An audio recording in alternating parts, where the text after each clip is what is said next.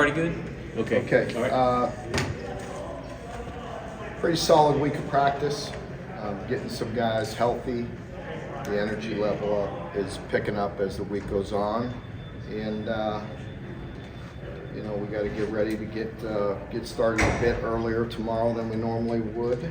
Get ready to have our wrap up and get on the plane and head that way. So it's always a bit different, a little bit unique flying into Athens, being that we have to go into Atlanta and get a little bit of a drive and so on, but we'll deal with it. I believe our guys are ready to play. They've addressed some things that I wasn't real pleased with early in the week, and have been pretty focused towards the latter part of the week. So hopefully that'll carry over. On Monday, you talked about how you wanted to see improvements in the passing game. Have you seen that this week? I have. It's practice, but we've been more efficient, worked on it, and we're going to need to. I guess the answer is no, but do you have an update on Marion and Taylor? Obviously, 280 would be nice from Ray again, but it's hard to see that happening. Obviously, Georgia's going to get you some. You think? Georgia's going to get you some third and longs. Leary, are you comfortable that he's going to have to make some big? He's going to have to. Yeah, we're going to have to. It's not just on Leary. Yes, he's got to make some good throws. He's got to put it in a position to let our receivers have an opportunity to make contested, competitive catches, and we're going to need to be more balanced, no question. I've seen Ray kind of handle all the attention that's coming his way this week. He's a mature young man. He's been around. I mean, that would think he would handle it fine. He knows. You got to go out and prove it each and every day.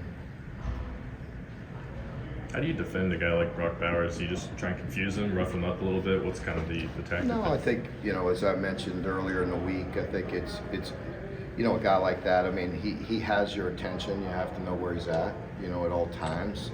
You try to mix things up for him, but he's a great one. So, those kind of guys they're going to show up at some point, You just hope it's not the one that defines the game, but he's going to definitely make his plays.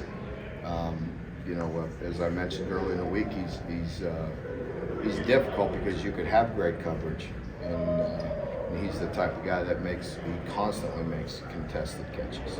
So we have to make sure we elevate and try to finish through every play. Did you do anything in particular last year to kind of contain what he did, or is that just a matter of two different teams? Different teams, different things. We're at home. This year we're on the road. Different challenges and different teams. You said you addressed some of your players about some things you weren't happy with early in the week. Was that more physicality of practice or mentally? It was, basically I just wasn't real pleased with Tuesday's practice, and a variety of reasons that I don't need to get into. It just wasn't up to our standard.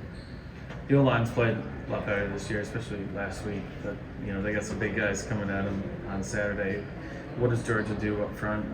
How's your O-line get ready to kind of reinforce the big blue wall again? Well, I mean, I think a team like Georgia. That first of all, they're just fundamentally know how to play the game.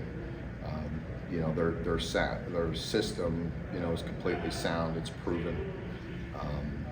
They can be very disruptive, just their talent alone, but they're also very well coached and very sound at what they do. They make you earn everything. You mentioned earlier getting some guys healthy. Is Kenneth? We'll see. Further? I'm not really, I don't really have any updates on injuries at this time. Unless Kirby wants to give me his. We could ask for the sports gamblers of Kentucky. I mean, there people talk or whatever, but I'm not. Honestly, there's things that are up in the air that we're still a couple days away, so we'll see where things go.